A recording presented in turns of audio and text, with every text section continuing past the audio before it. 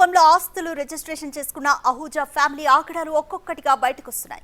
ఎవరెవరికి ఎంత అప్పిచ్చారు, ఏ భూమి ఏ డాక్యుమెంట్ నెంబర్తో రిజిస్ట్రేషన్ అయింది, ఆ తర్వాత ఎంత సొమ్ము చెల్లించారు, ఇలా లెక్కలు బయటకు వచ్చాయి. అనుకున్నట్లు వడ్డీతో పాటు చెల్లించినా మళ్లీ బారు వడ్డీలు, చక్ర వడ్డీలు వేస్తూ ఆస్తి బహిరంగ మార్కెట్లో ఉన్న మొత్తానికి సమానంగా వసూలు చేసుకున్నారు. ఇవ్వడంలో బ్యాంకు నుంచి ట్రాన్స్ఫర్ చేయడం, తీసుకోవడం నగదు రూపంలో ఉండడంతో వేల కోట్ల భూములు ఇట్లే తన వశమైపోయాయి. ఈ ఆస్తులను కాపాడుకోవడానికి అధికార యంత్రాంగంలో కీలకంగా ఉన్న తన సొంత పనివారిని వాడుకున్నట్లు తేలింది. తాజాగా ఈడీ హవాలా డబ్బుల వ్యవహారంపై దృష్టి పెట్టడంతో కుమారుడు ఆశిష్ కుమార్ అహూజా, కూతురు సిమ్రాన్తో కలిసి దేశం నుంచి సునీల్ అహూజా పరారయ్యారు.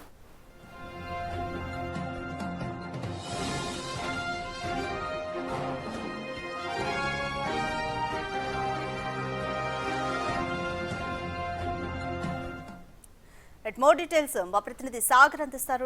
సాగర్, అహూజా ఫ్యామిలీ అయితే దేశాన్ని దాటిపోయింది.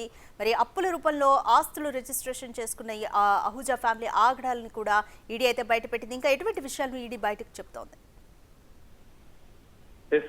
సునీల్ కుమార్ అహూజా దారుణాలు ఒక్కొక్కటిగా వెలుగులోకి వస్తున్నాయి. ఇప్పటికే పలు కేసులు నమోదవుతున్న నేపథ్యంలో అటు ఈడీతో పాటుగా Hyderabad police, CCS, Hyderabad EOW police case నమోదు చేసిన నేపథ్యంలో సునీల్ కుమార్ అహూజా తన కొడుకు, తన కూతురుతో కలిసి దేశం విడిచి పారిపోయిన పరిస్థితి. సో ఈ నేపథ్యంలో ఇంకా ఆయన దారుణాలు మాత్రం తన మనుషుల ద్వారా కొనసాగిస్తున్నాడు.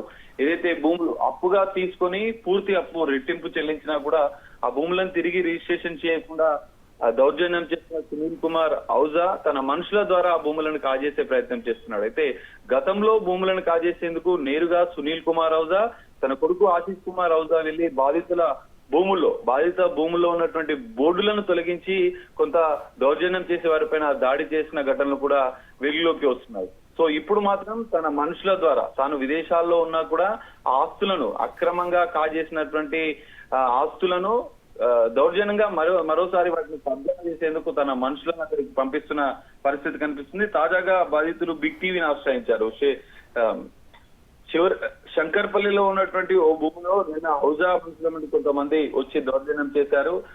ఆ భూములను కాజేసే ప్రయత్నం చేశారు. పొజిషన్ లో ఉన్న వారిని అక్కడి నుంచి పంపించి వారిపైన దాడులు చేసే ప్రయత్నం చేసినట్టు కూడా తెలుస్తోంది. బాధితులు ఇక్కడ పోలీస్ స్టేషన్కి వెళ్తే తిరిగి బాధితుల మీదనే కేసులు నమోదు చేసిన పరిస్థితి. అంటే ఇంకా అహూజా విదేశాలకు పారిపోయినా కూడా ఆయన ఇన్ఫ్లుయెన్స్ కొంతమంది అధికారుల అండదండలతో, పోలీస్ అధికారుల అండదండలతో ఇంకా తన యొక్క దౌర్జన్యాన్ని ఇంకా కొనసాగిస్తున్నాడు. కాసులకు కక్కుర్తిపడి అధికారులు కూడా సునీల్ కుమార్ అహూజా చెప్పినట్లు బాధితుల మీద కేసులు నమోదు చేయడం అనేది ఇక్కడ బాధాకరంగా బాధితులు ఆవేదన వ్యక్తం చేస్తున్న పరిస్థితి కనిపిస్తుంది.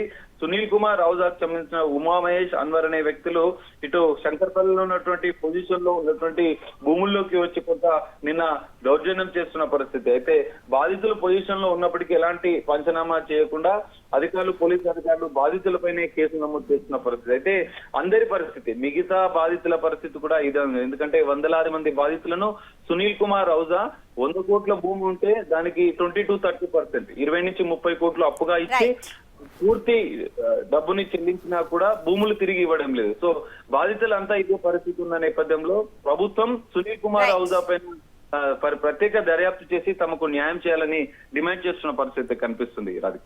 Thank you Sagar.